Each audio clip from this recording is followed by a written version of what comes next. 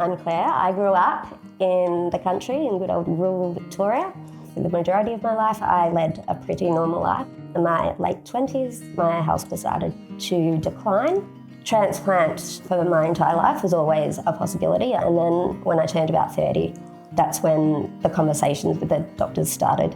My lung function deteriorated to the point of needing a double lung transplant. Hi, my name's Lee, and this is my lovely wife, Claire.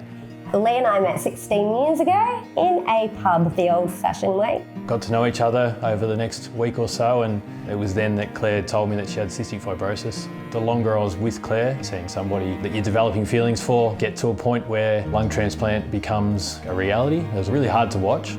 I think the hardest thing I heard from the doctors pre-transplant was that if I didn't have a transplant, I would have 2 years to live, maybe. I got to the point where Lee and I lived in a double-storey house, and I would bring everything I needed downstairs because I couldn't walk up and down the stairs. I would basically just go from the couch to the bathroom to the couch, and that was about it. I think I used to use the term that I was surviving, not living, until my transplant.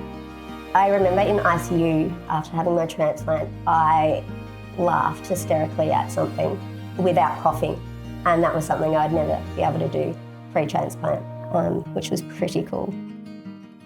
Last year when Lee and I were thinking about doing a fundraiser, we did some research and found Lungitude and really liked the way that they support research, the way that they're trying to make lung transplant patients' lives longer and easier, and the support that they give to transplant patients and their families. Our key goal at the Lungitude Foundation is an important one and also a powerful one, which is transplant for life. We really want to focus on longevity for patients, and that's what a lot of our research and support programs, advocacy and education is focused on, to make a real impact in patients' lives. At Lungitude, we don't receive any funding from government at all, so we really rely on you to fund a wide variety of research from the science lab to the bed that will help people not only hopefully live longer, but they can actually make an impact in the community as well.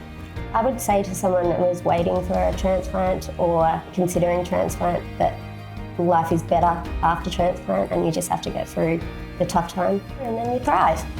Claire having a transplant's made a huge difference in the way that, our lives are led. We think about the future, we plan to travel overseas, we plan to hopefully have a family somehow. Your normal things that people do when they get married and grow old together, we want to do those things too, and a transplant has allowed us to have that opportunity. Getting a puppy. That's on the list, isn't it? Yeah. It's been really great to be involved with Lungitude. If you want to support, it's quite easy just to jump on board. Thank you so much for your support. Yeah, thank you.